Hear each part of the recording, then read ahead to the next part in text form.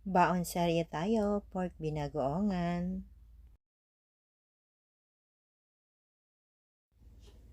Hey guys, welcome back to my channel. And this is Ellen. Ito na po ang ingredients ng ating binagoongan. Bumili lang ako ng 100 pesos na baboy. Ayan, calcium po ito.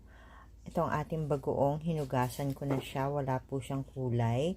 Meron tayong gata, sitaw, sile, ginger or luya, sibuyas, at bawang. Meron din po tayong pampalasa na pork cubes. Gagamit din po tayo ng mantika and salt and pepper to taste. Okay po?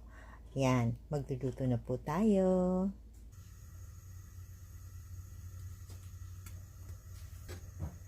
Painit lang tayo ng mantika.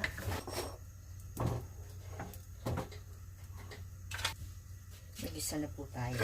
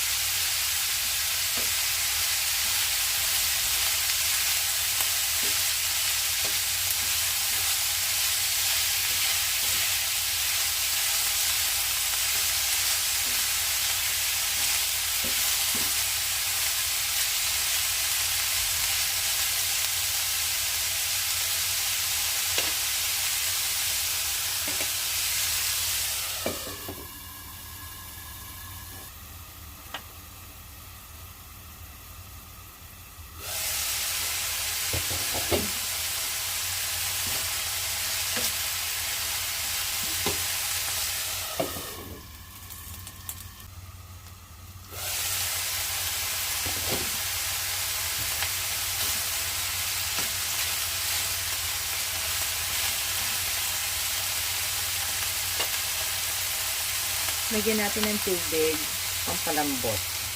Tapos paiigahin natin bago natin lalagyan ng gata.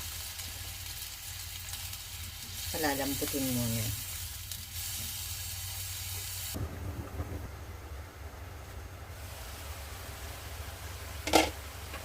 Ayan. Iga na siya. Ilalagyan na natin ang gata.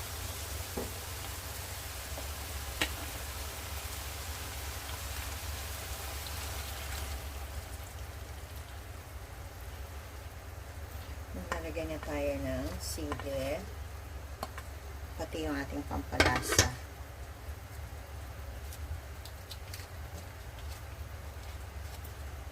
Pork cubes.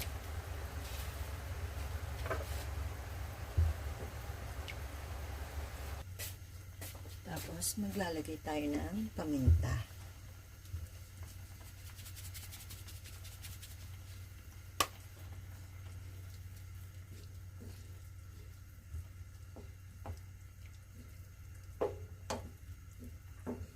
Then, paiigahin ulit natin.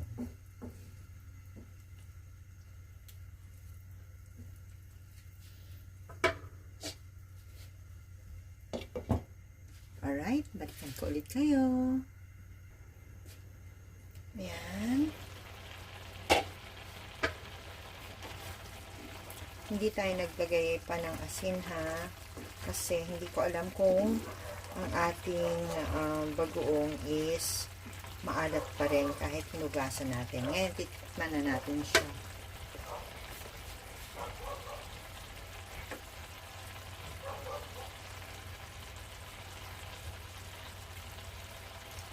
Sakto lang. Hindi na natin kailangan maglagay ng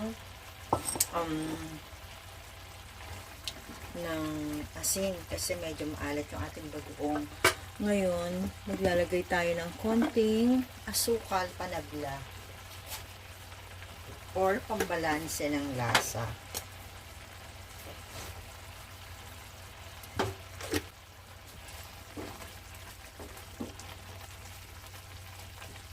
Ayan, sarap.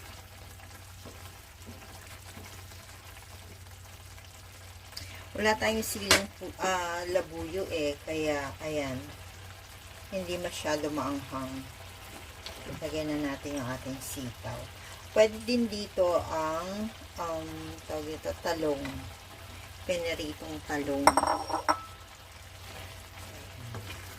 Tapos, pag naluto na yung sitaw, is okay na. Ito yung unang baon serye natin. Though naka-isang buwan na sa work si Papa Don. Ngayon lang ako nag-start ng baon serye. Ayan.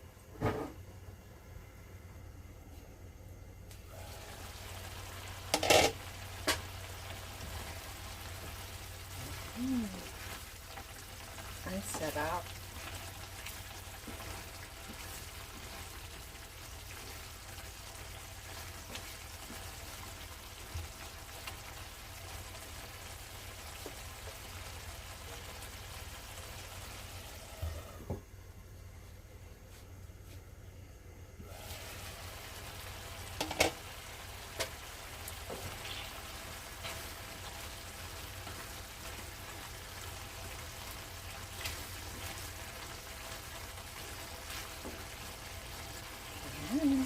Plating na tayo.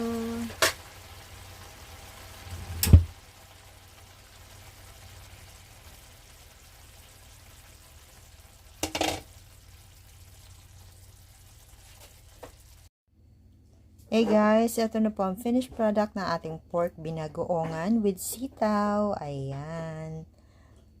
Sana po ay nagustuhan nyo ang video na to. And if you do, please click like, share, and subscribe na po kayo sa channel ko if you haven't subscribed yet. So this is Ellen saying bye-bye. See you again next time. God bless everyone. Thank you for watching.